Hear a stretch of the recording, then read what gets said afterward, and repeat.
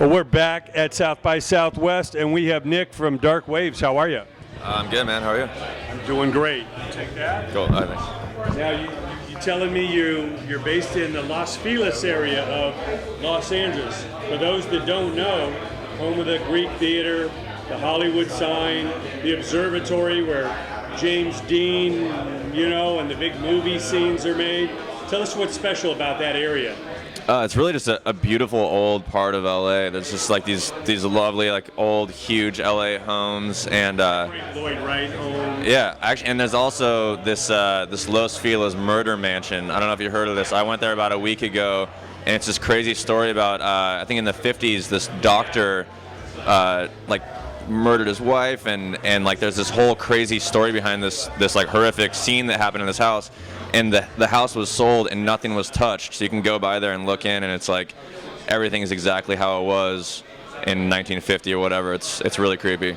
That's amazing. And of course, Griffith Park, which is the biggest city-owned park in America, it rivals Central Park. It's an amazing area. Yeah, it's beautiful out there. And you're so close to Hollywood. You had all those great clubs and creative people, and I know a lot of famous people live up obviously in the Hollywood Hills. Who were your heroes growing up? Who inspired you to want to make music? I started playing guitar when I was 8 years old, and I was obsessed with Nirvana. Really into the blues. I love like Jimi Hendrix, but like Howlin' Wolf and T-Bone Walker were like some of my favorite bluesmen.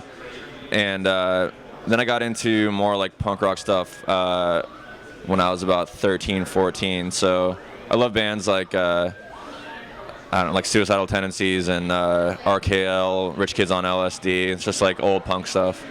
I just saw Suicidal at the Forum last Saturday. Oh, no way. How was it? Incredible mosh pit. Korn, Limp Bizkit, POD, Shit. House of Pain, Suicidal. It was amazing. Wow. Of course, Venice Beach is where they started. What's amazing, a lot of people don't know about LA, is all the different communities, from Orange County to Inland Empire. Oh yeah, it's huge. I always say LA is really like 300 small towns all linked by freeways. Yeah, I live in Los Feliz on the east side of LA, and I have some really close friends over on the west side, but it's like we rarely see each other because it's an hour drive, Santa Monica, they might as well be in a different state. It's like it is a different state. Go over there, and that's like 2 hours. Yeah. The 405 is not exactly the fastest freeway. No, that's the borderline, I think, right there. Yeah. I'll go to Sherman Oaks, I'll go to Encino, but rarely cross over, But talk about what's important in your music, for those that haven't heard it, how would you describe it, and what do you really want to get across? I write a lot of, everything I write is very personal, so like, it's basically just my stories, and I write a lot of my songs are about kind of like heartbreak, kind of relationships ending and stuff like that, and I think it's a pretty universal, relatable theme.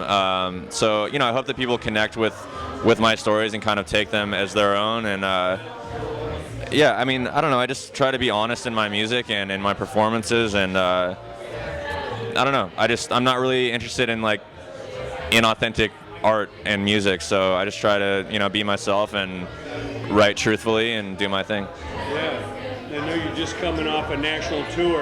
Tell us about the experience and what advice do you give to others coming out, because a lot of artists think a tour is just all fun and parties, but the amount of travel and setup and the endurance, tell them what they got to prepare for.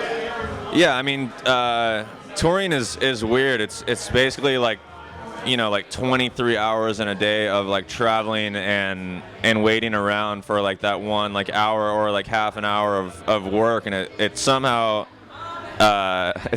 worth it if you love what you do. But yeah, I just got off this 5-week tour. It was a lot of it was back east, and it was like negative 20 degrees. Oh, it's crazy. Super dangerous drives. Get from one point to the other had to be an adventure every day. Yeah, it was definitely a difficult tour in some ways, but I was out. I had a full band with me on tour that were all like good friends of mine. So yeah, just like traveling with my friends and playing music, and it was really cold and tough, but I think that all in all, it was a great tour. What was the craziest city? I mean, did you play in Boston or any like really bad snow? Yeah, we played in Boston. We had 3 days in New York, and then we had to drive to Boston, and there were all these like, you know, fatality, like hurricane, force wind warnings and all this stuff. But we just drove through it and got there and did our job, and yeah, it ended up being a cool show. Yeah. So obviously, the amount of sacrifice and dedication it takes to bring this music to the live venues, especially during the winter, is something you got to prepare for or deal with. Yeah, I mean, you know, if people are going to show up to see us play, it's like, what other option do we have than to show up and, you know, be where we said we're going to be and do what we want to do. It's kind of like the old Pony Express. Whether sleet nor rain, yeah, exactly. It's going to keep you away. That's right. What other advice do you have to young creative people coming up as far as songwriting or really standing out and finding your own style? I mean, as far as songwriting, I would say just write as much as you possibly can, and that's how you get better as a writer. I don't know, I heard this quote one time that only mediocre people do their best work all the time. So it's like, I write a lot of shitty lyrics and, you know, songs that nobody ever needs to hear, and it just kind of, you have to like work through, you know, some bullshit sometimes to get to something that's good. But yeah, I think just work really hard and do what you believe in. It sounds maybe kind of cliche, but definitely just like be yourself and stick to your guns. Sure. Now, I know you're lucky enough to get a lot of streams on Spotify. Business is obviously changing. Less sales, more streams. What's your outlook on that? How do you think people are able to make a living doing music? I mean, I think people make a living touring and getting like songs and commercials and movies, getting syncs and stuff like that. I honestly don't care. I think that it's awesome. Like, Spotify has been really supportive of me and this EP, and if it's getting my music out to new people, like that's amazing. I'm really happy that people are just listening. Great. Well, thank you for coming out. Thank you. Best of luck. Thanks, man.